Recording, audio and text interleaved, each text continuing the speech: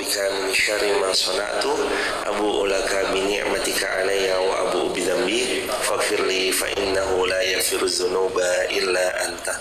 Allahumma inna nas'aluka 'ilman nafi'an wa rizqan thayyiban wa 'amalan mutaqabbala.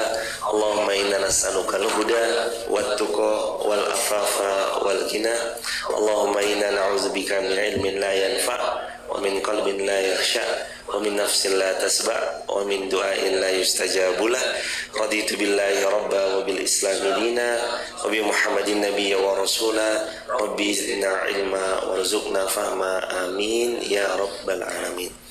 Hadirin jamaah yang dirahmati Allah Subhanahu wa taala, mari kita awali dengan tilawah Quran surah Ali Imran ayat 160.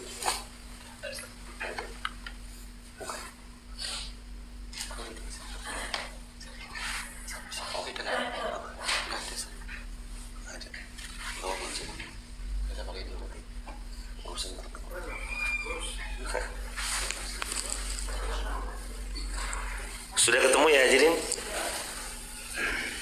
A'udzu billahi minasy syaithanir rajim.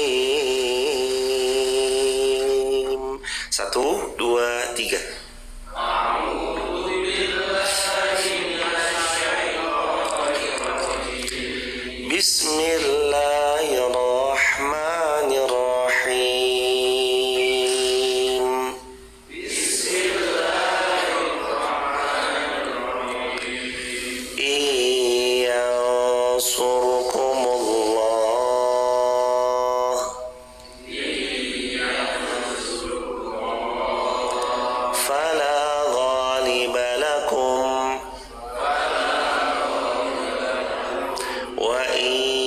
يخذلكم فمن ذا الذي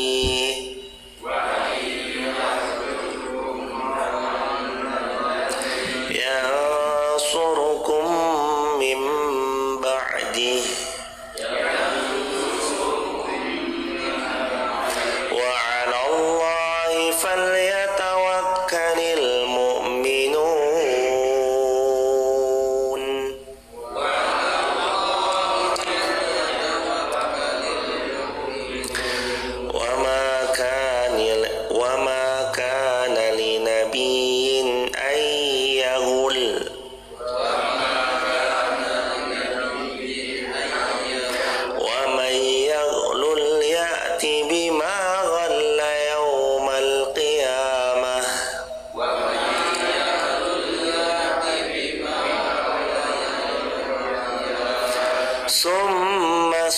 Summa tuwaffa kullu nafsin ma kasabat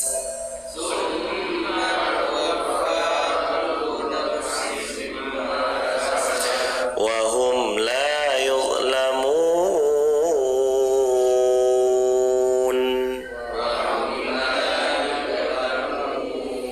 Bismillahirrahmanirrahim. Allahumma arhamna bil Quran. Segala puji milik Allah.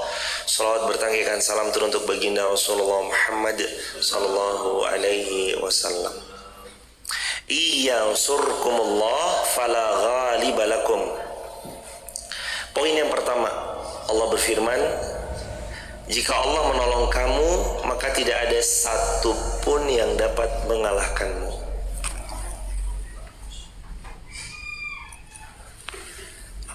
Jika Allah menolongmu, maka tidak ada satupun yang dapat mengalahkanmu. Hadirin jamaah yang dirahmati Allah, Nabi sallallahu alaihi wasallam pernah satu ketika dalam keadaan terhimpit, beliau dikejar-kejar oleh kaum kufar Quraisy, yang mana waktu itu kaum kufar Quraisy pemukanya pernah berkata, pemukanya bernama Abu Jahal, nama aslinya adalah Umar bin Amr bin Hisham. Beliau pernah berkata, siapa yang mendatangkan Muhammad hidup atau mati, maka aku akan berikan 100 ekor unta. Waktu itu Nabi Muhammad SAW lagi mau hijrah ke Madinah, hanya berdua dengan Sayyidina Abu Bakar As-Siddiq radhiyallahu anhu. Beliau bersembunyi di salah satu gua, dikejar sama beberapa banyak daripada orang-orang kafir Quraisy. Tujuannya satu, mendapatkan 100 ekor unta yang Abu Jahal janjikan. Sayyidina Abu Bakar mengatakan ketika beliau sedang bersembunyi dalam gua bersama Nabi Muhammad SAW dengan satu kalimat, "Ya Rasulullah, bagaimana kalau kita tertangkap? Ya Rasulullah, bagaimana kalau kita nanti ketahuan? Ya Rasulullah, bagaimana kalau?" Lalu dalam hadis yang sahih, Nabi SAW mengucapkan, "Ma zannuka ya Abu Bakar?" Apa yang kamu khawatirkan wahai Abu Bakar? Kalau kita cuma berdua, sebenarnya kita tidak berdua. Allahu salisuhuma, melainkan ada Allah yang ketiga. Allah membersamai, Allah yang ketiga, Allah yang akan nolong. Selain ayat ini, nanti kita akan temui jemaah. Di surah yang lain, Allah berfirman dalam Al-Quran ketika menceritakan kisah Nabi Musa. "Wahai Musa, inna lamudrakun." Wahai Musa, kita nanti ketangkap pasukannya Fir'aun. "Inna lamudrakun." Wahai Musa, kita pasti akan binasa karena tertangkap pasukannya Fir'aun. Fir'aun itu dengan pasukannya yang banyak ngejar Nabi Musa dan umatnya Nabi Musa supaya nanti Nabi Musa ketangkap lalu terus kemudian dibinasakan oleh Fir'aun. "Inna lamudrakun." Tapi apa yang Nabi Musa katakan? "Kalla inna ma'iya rabbi sayahdin." Kalla inna ma'iya rabbi sayahdin. Tidak akan pernah tertangkap, sesungguhnya Allah akan menolong kita. Ayat ini hadirin, poin pertamanya adalah iyansurkumullah fala ghaliba lakum. Kalau kalian ditolong Allah, maka tidak ada satupun makhluknya, tidak ada satupun manusia, dan tidak ada satupun aral melintang yang bisa menghalangi rahmat Allah datang pada kalian. Kunci datangnya segala kebaikan dan kebahagiaan itu pertolongan Allah. Kunci mudahnya seorang hamba beramal saleh itu pertolongan Allah. Kunci gampangnya kita untuk melakukan segala kemudahan yang didapatkan itu pertolongan Allah. Iyansurkumullah fala ghaliba lakum. Karena kalau Allah sudah menolong seorang hamba, nggak ada satupun yang bisa menghalangi. Karena kalau Allah sudah menolong seorang hamba, tidak satupun yang bisa mengalahkan hamba tersebut karena ditolong Allah. Nabi SAW yang pernah bersabda, hadirin, dalam hadis Tirmidzi, dan ini masyhur hadisnya. Hadirin berkali-kali pernah mengulang pelajaran hadis ini atau kita belajar bareng tentang hadis ini. Ketika peristiwa Nabi Muhammad SAW goncengin daripada Sayyidina Abdullah bin Abbas yang waktu itu usianya masih muda belia, kisaran 5 sampai 7 tahun.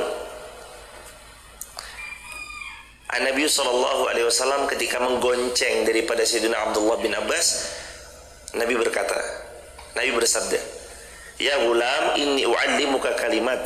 Wahai anakku sayang, aku akan mengajarimu beberapa kalimat.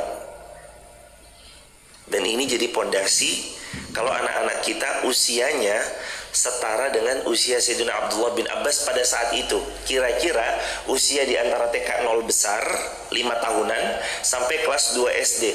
Apa esensi yang mesti mereka dapatkan dari sebuah ilmu? Apa ilmu yang mesti diajarkan kepada mereka? Ilmunya ilmu ini.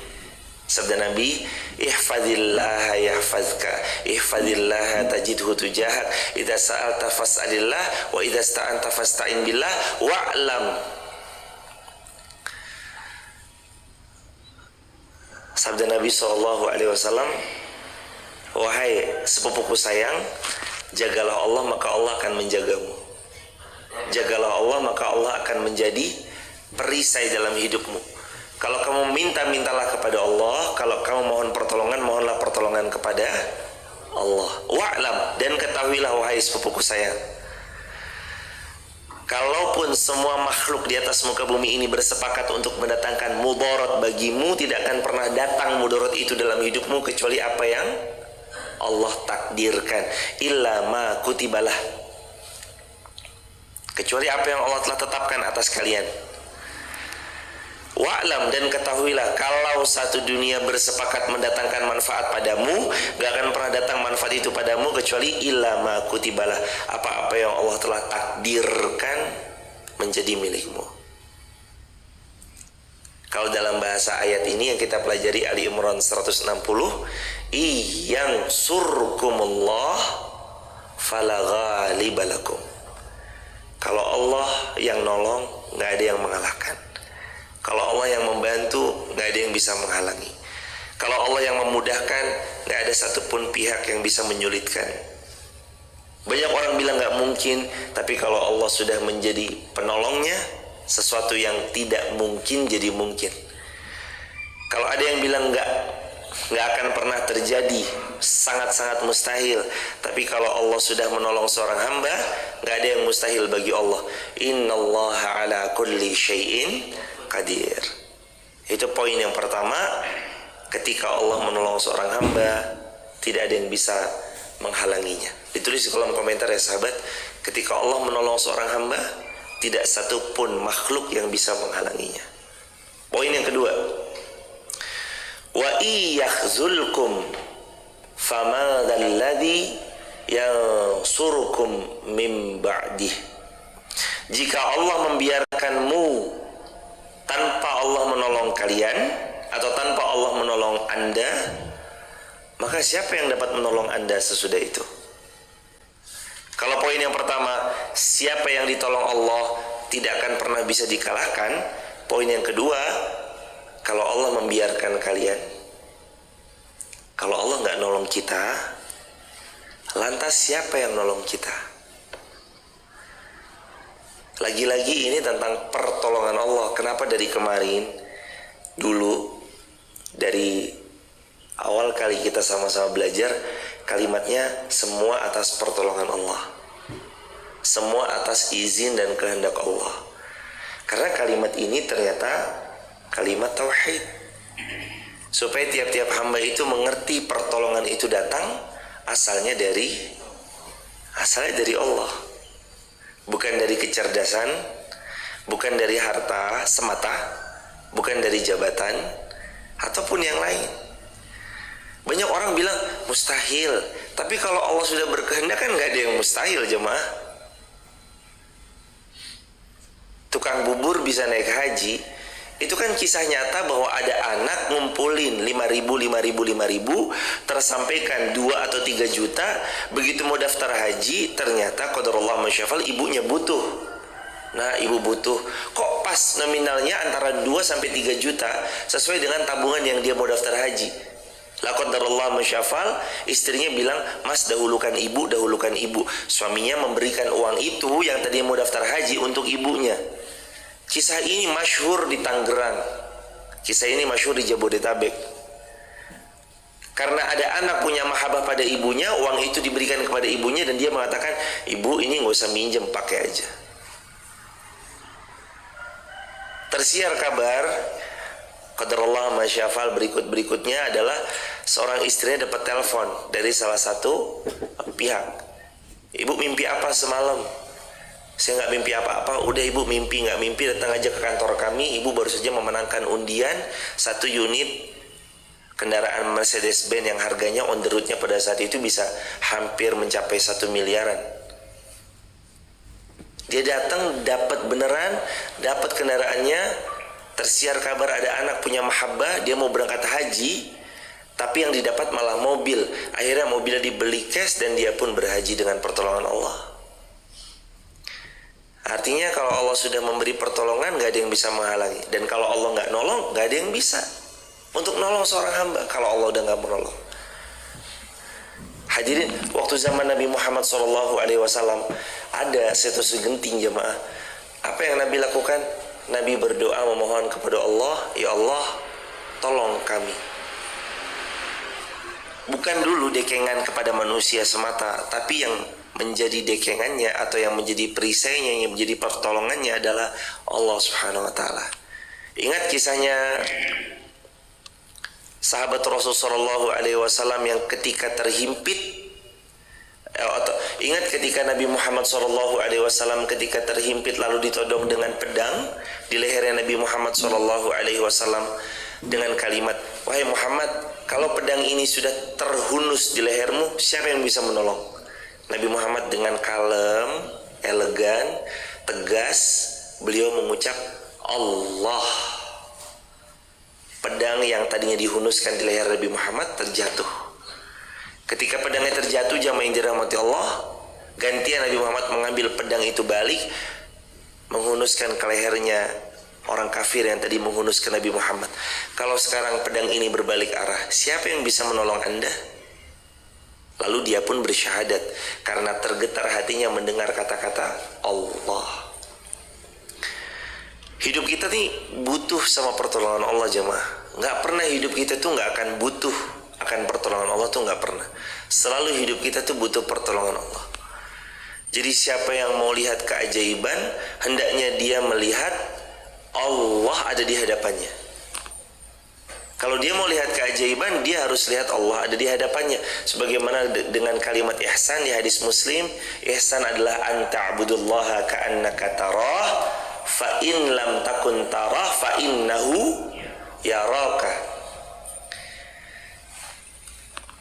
Kalau bisa itu hadirin, ya tetap aja kita selalu merasa kita bisa melihat Allah dalam setiap ibadah-ibadah kita. Kalau nggak bisa, yakinkan diri kita bahwa Allah melihat kita dalam setiap amal. Saya lagi beramal soleh ngaji, misalnya ya, kita nih misalkan lagi beramal soleh ngaji, ini Allah lagi mantau, Allah lagi menyaksikan, Allah lagi lihat. Dengan mendapatkan sesuatu atau tidak mendapatkan sesuatu saat kita beramal salih, sudah pasti akan dibayar sama Allah. Kalau nggak di dunia, di akhirat lunas. Al-Quran surah Ali Imran 185. Besok kita ketemu nih 15 ayat lagi. Wa innama tuwaffawna ujurakum yaumal qiyamah. Kalian itu akan Allah sempurnakan setiap balasannya pada hari kiamat besok. Ini nggak usah khawatir hadirin. Di dunia nggak dapat apa-apa, di akhirat sempurna. Ataupun kalau di dunia dapat, itu atas apa yang Allah tetapkan. Kalau kalian ditolong Allah, nggak ada yang bisa menghalangi. Kalau kalian tidak ditolong Allah pun nggak ada yang bisa menolong. Manusia pernah berucap pada manusia lain, "Mas, tenang aja ya, jenengan duduk aja, semua saya yang urus, beres," kata seorang manusia kepada manusia lain. Di pertengahan jalan, ternyata nggak benar-benar semulus yang diharapkan. Begitu manusia yang dijanjikan bakal beres menelpon, "Gimana mas? Urusan saya gimana nih? Udah beres belum?" "Aduh bos, susah nih. Harus ada begini nih. Maharnya sekian. Loh gimana sih katanya?" Tuh. Gak ada yang benar-benar beres kalau seorang makhluk menyerahkannya kepada makhluk. Gak ada yang benar-benar tuntas tas. Kalau seorang makhluk lagi-lagi menyerahkan urusan-urusannya total kepada makhluk. Kenapa? Karena makhluk penuh kekurangan jemaah. Al-insan, manusia itu makanul khata' wan nisyan. Kalau dalam pepatah bahasa Arab atau dalam sebuah asar kata-kata ahli hikmah, manusia itu tempatnya salah dan tempatnya lupa. Karena salah dan lupanya lah ia mengecewakan kita. Karena manusia terbatas, makanya kadang nggak sesuai ekspektasi dan harapan-harapan kita. Manusia terbatas jemaah. Maka kalau minta tolong, belajarlah memohon pertolongan itu sesuai dengan apa yang Nabi anjurkan. Idza sa'alta fas'alillah. Kalau kalian mohon pertolongan, mohonlah pertolongan. Idza sa'alta, kalau kalian meminta, fas'alillah, mintalah langsung kepada Allah. Wa idza sta'anta, kalau kalian mohon pertolongan, fasta'in billah, mohonlah pertolongan langsung kepada Allah, jangan kepada yang lain. Karena yang bisa nolong kita cuma Allah. Yang lagi dagang, yang sekarang lagi merasa tertipu setelah berniaga, salah mengambil kepercayaan dari orang yang dia percaya. Siapa yang bisa nolong kita sudah kita tertipu? Allah. Ada yang setelah beberapa fase dekade melewati proses, nama Anda pernah dijatuhkan, dirobek-robek, dihancurkan. Siapa yang bisa menolong nama Anda pulih kembali? Allah. Anda yang kemarin-kemarin Nggak ada satupun yang mau percaya kepada Anda setelah episode buruk yang Anda lewati. Hancur karena Anda sudah diviralkan segala keburukannya. Sedih hati Anda karena nggak ada manusia yang mendekat. Semua sahabat-sahabat yang belum lama ini mendekat, merapat, tiba-tiba hilang menjauh. Siapa yang bisa nolong jemaah? Allah. Kita semua nih yang hari ini sedang punya masalah dalam hidupnya, yang pernah mengucap dalam kalimat, kayaknya habis masalah ini hidup saya hancur. Kayaknya setelah masalah ini saya bakal gak dipercaya lagi. Kayaknya setelah masalah berat ini hidup saya gak akan sebaik sebelum-sebelumnya. Terus kita ngerasa hopeless, putus asa. Hampir-hampir kita kehilangan iman, kehilangan arah. Siapa yang akhirnya menolong kalau bukan Allah? Makanya kalau ada seorang hamba yang punya keraguan kepada Allah itu gak jauh-jauh hidupnya dari dua. Satu, kekecewaan yang terus menerus. Dua, kegelisahan yang gak ada habisnya. Tapi kalau dia mulai tahu pertolongan itu datangnya dari Allah, lalu dia merapatnya ke Allah, dia tahu pertolongannya dari Allah, lalu dia memperbaiki hubungannya sama Allah, Allah yang nanti mendatangkan pertolongannya dengan cara-cara terbaik dari Allah. Iyansurkumullah fala ghaliba lakum wa iyakhzulkum faman dzalladzi yansurukum min ba'di. Kalau Allah nolong, kamu gak akan pernah bisa dikalahkan. Makna dikalahkan, gak akan pernah bisa kecewa, gak akan pernah bisa terluka lagi. Kalau Allah nolong, kamu akan mengucap kalimat yang sebelumnya ucapan kalimatnya, ya Allah kenapa saya gak mendapatkan itu, ini, itu, ini. Lalu kalimatnya berganti, ya Allah kenapa saya dapat sebanyak ini. Pengkhianatan dibalas, orang-orang kesetiaan yang kuat setia dan loyalitasnya akan datang membersamai. Yang dulu uang Anda dibawa kabur, Allah ganti dengan jumlah nominal yang Anda nggak pernah bayangkan. Anda bisa memiliki dengan nominal sebanyak itu. Yakin sama Allah. Orang-orang yang punya iman, dia punya keyakinan yang kuat kepada Allah. Hari ini tragedi, besok jadi komedi kalau kata banyak orang.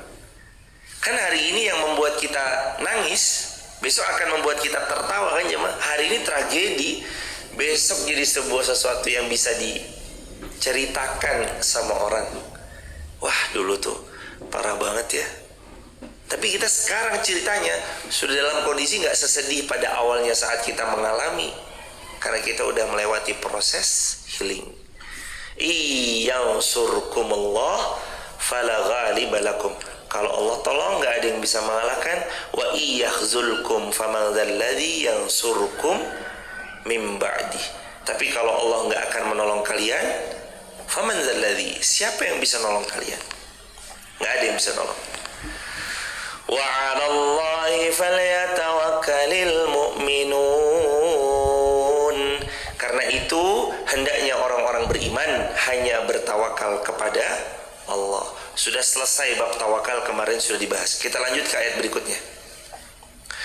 Wa ma kana linabiyyin ayyahul, dan tidak mungkin seorang nabi berkhianat dalam urusan harta rampasan perang. Gak mungkin nabi berkhianat. Ada kisah dalam hadis, kisahnya Sayyidina Abu Hurairah radhiyallahu anhu. Jadi Sayyidina Abu Hurairah, nama aslinya siapa jemaah? Abdurrahman bin Sakhar. Suatu ketika Nabi SAW membagi-bagikan harta rampasan perang. Jadi kalau ada ghazwah, menang kaum muslimin, tergeletak harta rampasan perang yang sebegitu banyaknya, jatah Nabi, jatah Allah dan Rasulnya, jatah Rasulullah. Jadi harta rampasan perang itu sebenarnya milik Allah dan Rasulnya. Tapi jatah Rasulullah SAW khumus. Khumus itu artinya berapa? 1/5. Berapa persen kalau 1/5? 20%. Jadi kalau misalkan dapat 1 miliar, miliknya baginda Nabi SAW berapa? 200 juta.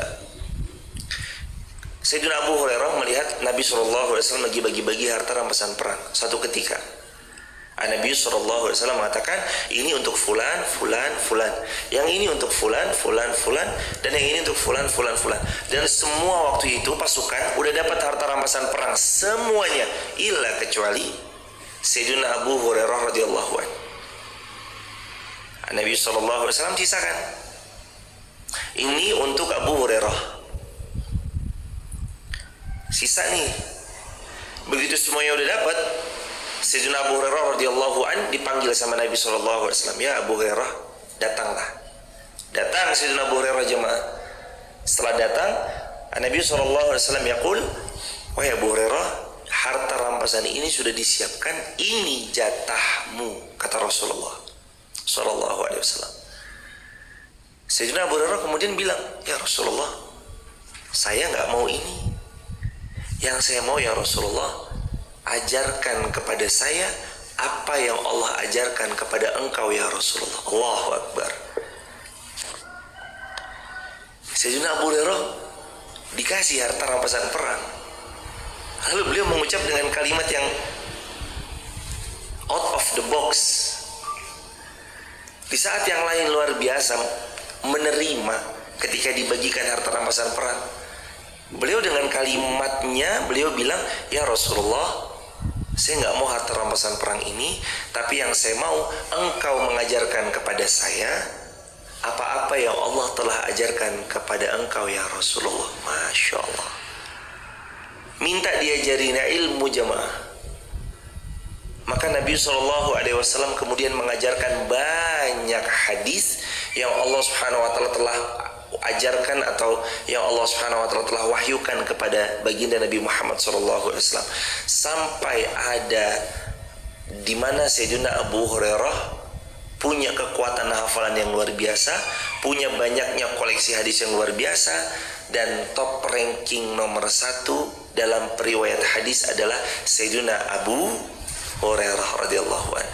Maka jamaah yang dirahmati Allah, fokus cari ilmunya Allah. Allah akan bagikan kepada kita ilmu-ilmu perbendaharaan kebaikan-kebaikan. Kebaikan itu nggak mesti tentang perihal mendapatkan harta.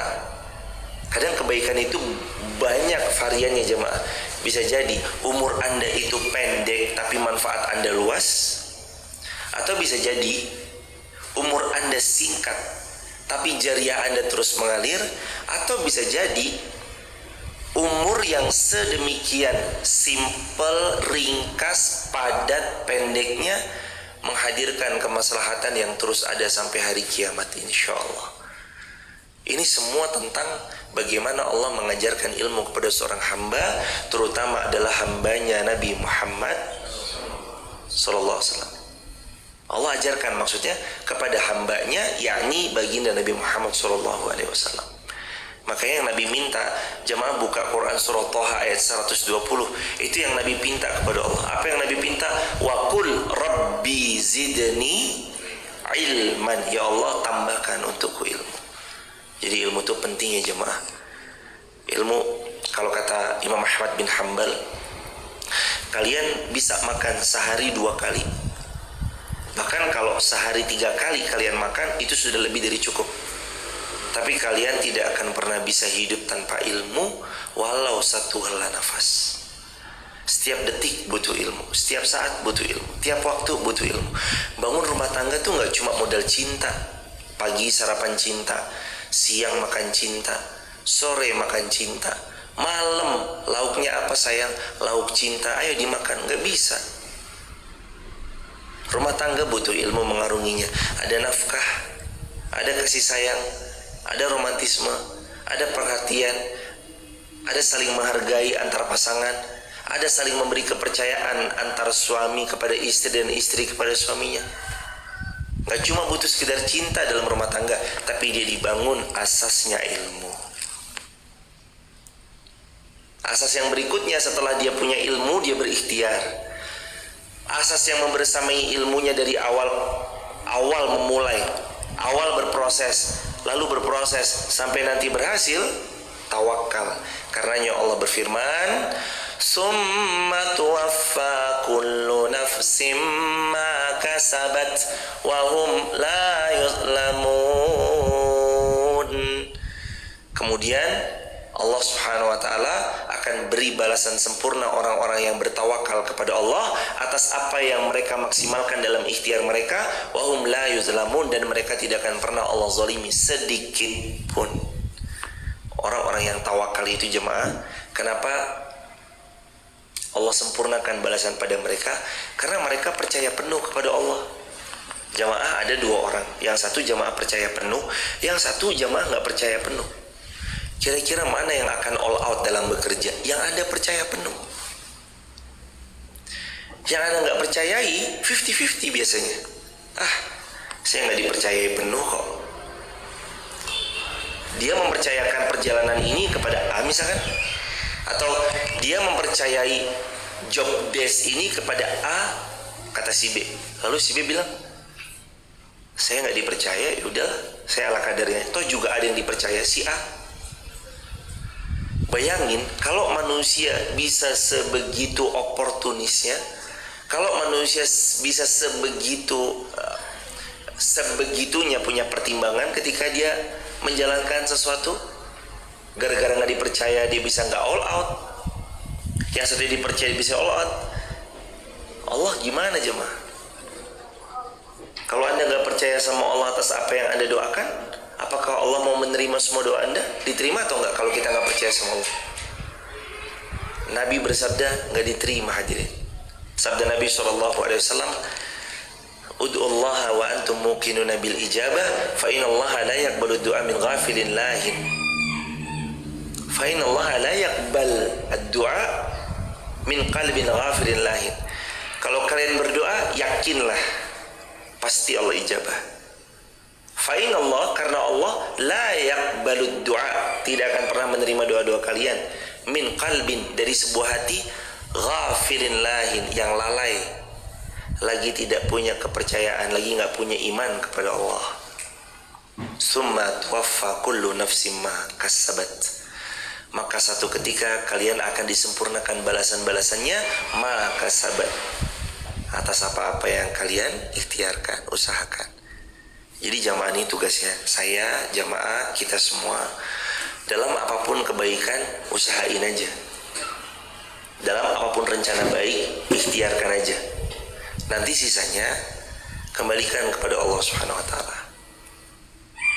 Lagi jamaah punya niat sesuatu, yang jamaah butuhkan itu iman kepada Allah, bahwa Allah pasti menolong. Berikutnya, ikhtiarkan yang terbaik, dan jangan lupa tawakal sama Allah. Hanya itu aja. Ini di semua bidang. Mau di bidang apapun, yang berkarir, yang berdagang, yang dia punya job desk karena sebagai seorang pegawai di satu tempat, itu aja.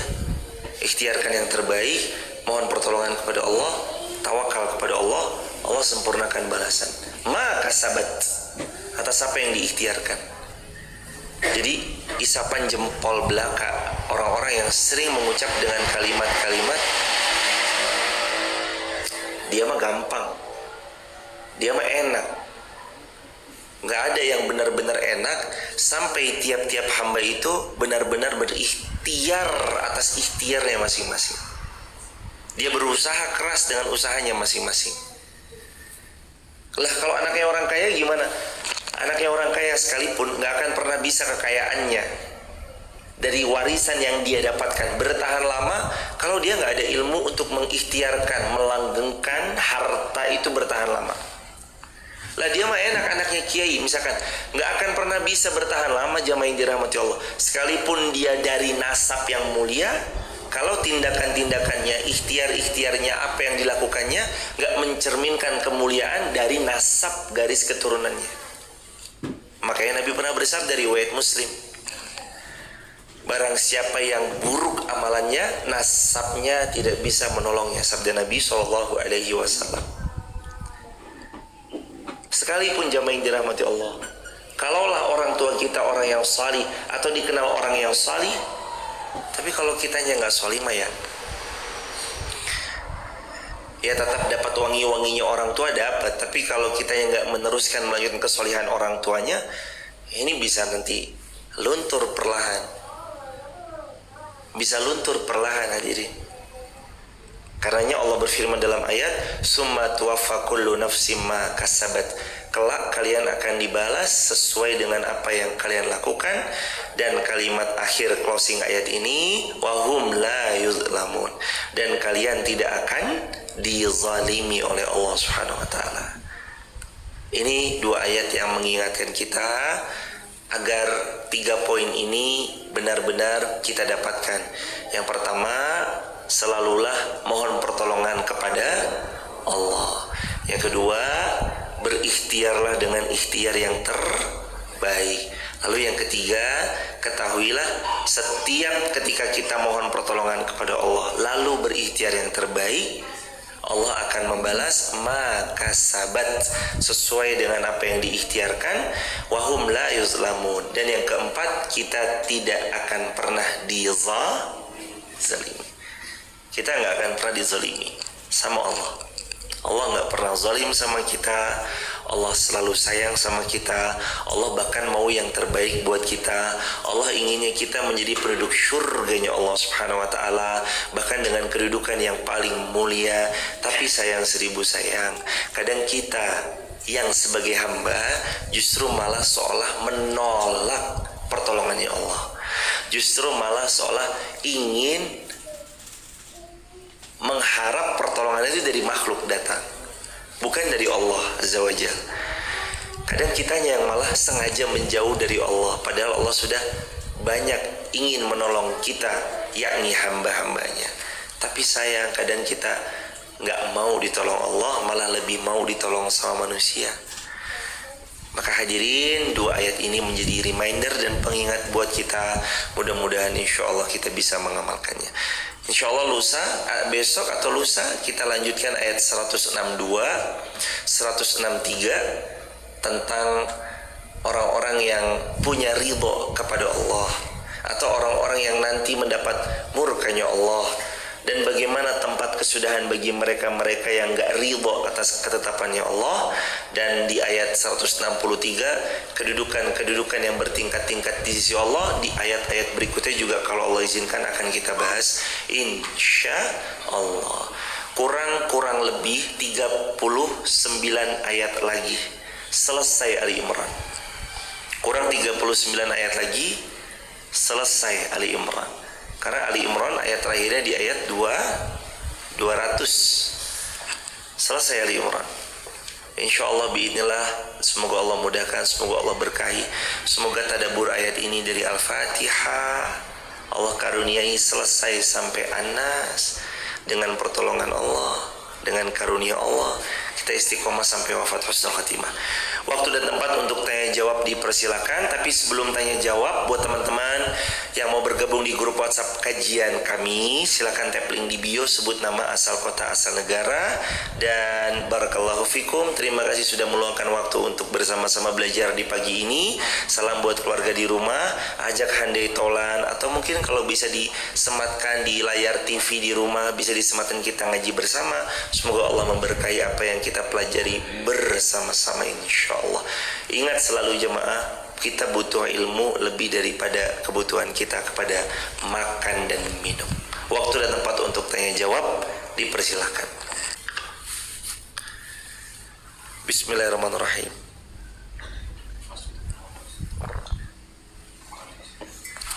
Gak ada.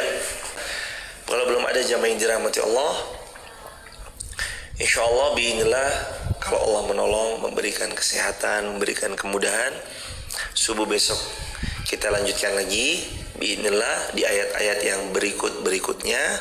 Dan nggak lupa juga, selalulah jemaah yang dirahmati Allah ambil bagian dengan kalimat ini semua atas pertolongan Allah. Nanti kalau jemaah mungkin dipuji, ucap kalimat alhamdulillah atas pertolongan Allah. Karena kalimat ini terdengarnya sangat simpel, tapi kalau secara tauhid itu maknanya ya dalam jemaah. Ini semua atas pertolongan Allah. Itu kalimat simpel, ringan, tapi ini menunjukkan tauhidnya seorang hamba.